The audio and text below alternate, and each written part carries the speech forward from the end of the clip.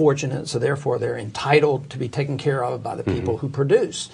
And I thought that was most of the entitlement welfare system. But I think the entitlements and the welfare for the rich is a much bigger deal. The monetary system we talk to is an entitlement that they think that they have this right to earn the money. At least they've devised it so that they can.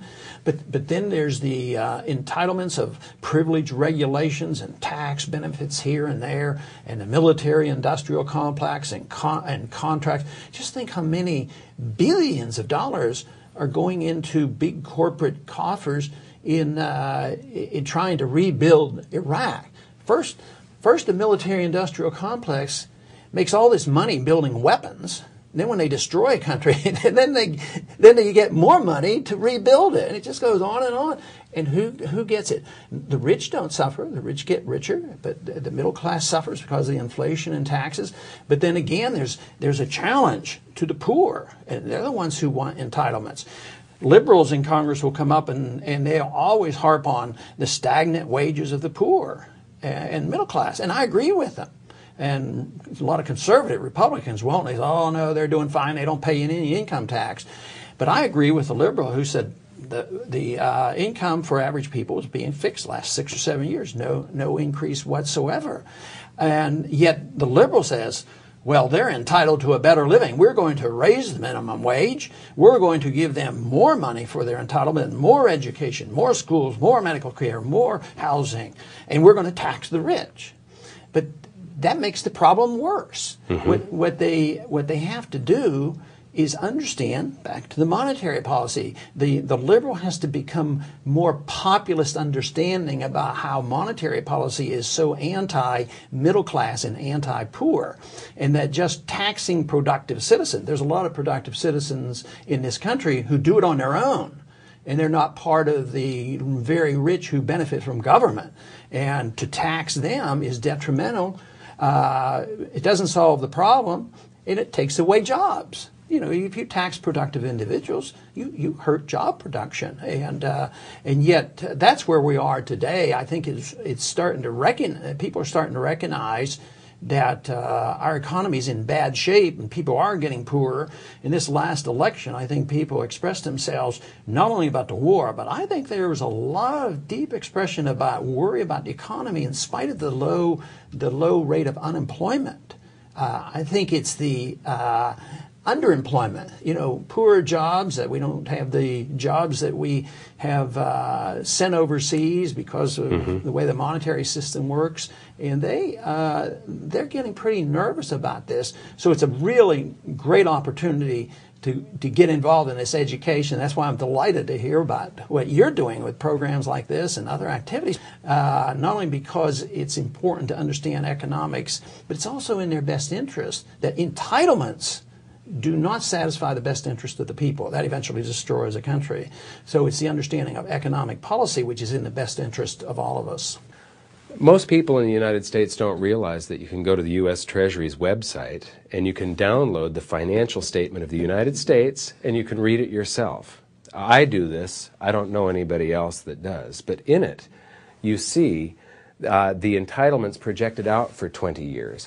You also do not see the money that they're spending. Where's the money coming from that they're spending in Iraq and Afghanistan, the unfunded, not the unfunded liabilities, but the off-budget items.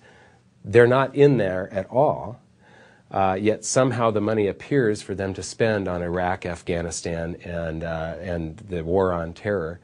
But the entitlements and the coming generation of retirees, what's going to happen when the baby boom generation retires and you see expenses and income on graph after graph in the financial statement of the United States? They're basically telling us what is going to happen in the future, and it's not a pretty picture. No, and we don't know exactly what year that's going to happen.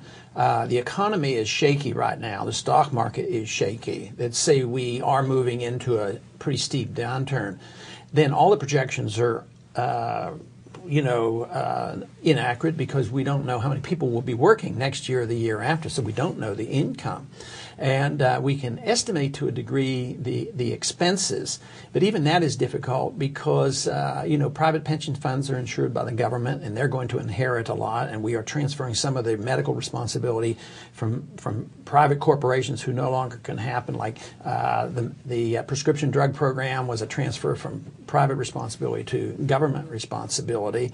And this is so huge that nobody can quite comprehend it. It's into the many, many trillions of dollars. All we know for certain is it's not workable, and it will fall apart. But I always tell the elderly, you're always going to get a check. We're always going to send you a check for your Social Security, and it's going to go up.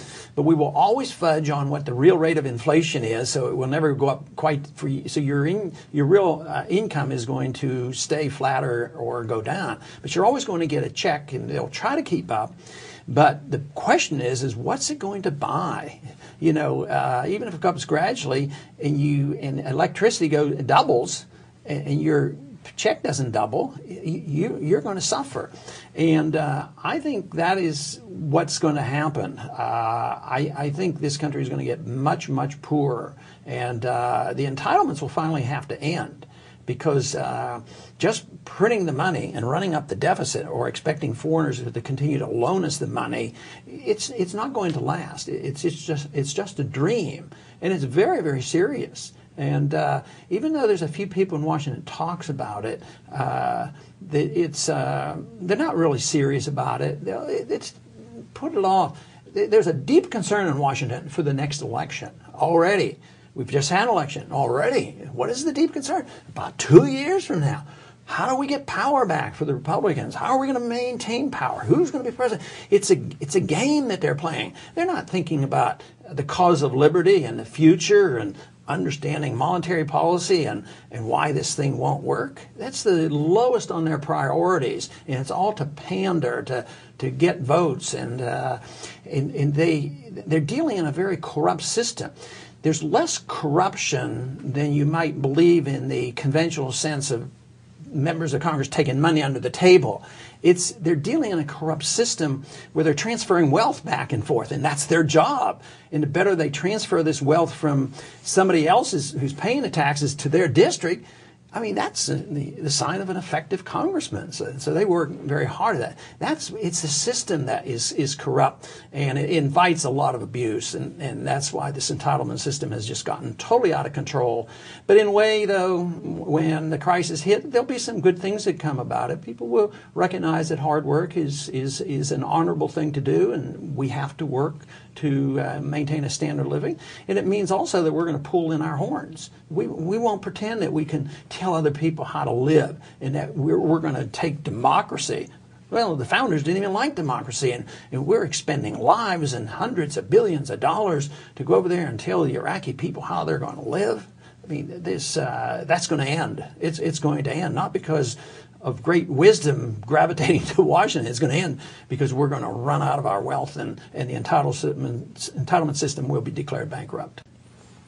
You mentioned earlier about printing money and the decline of the middle class when this happens. There's a number of examples in history of this happening before. Have you got any comments on that? Oh, yes, they're frequent. And one characteristic about a country that debases its currency and goes to a paper currency, the currency always self-destructs. It always ends.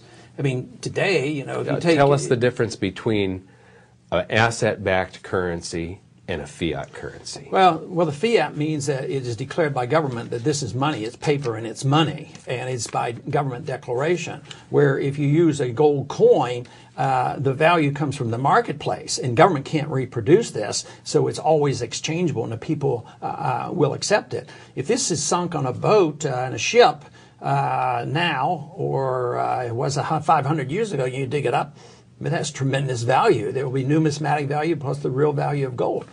This sinks, you put it to the bottom, and who cares? This loses probably 5 to 10% a year in value. So it's very, very destructive. And that's why it's so important to have real money. And the other important reason, other than the economic reason, is it restrains government.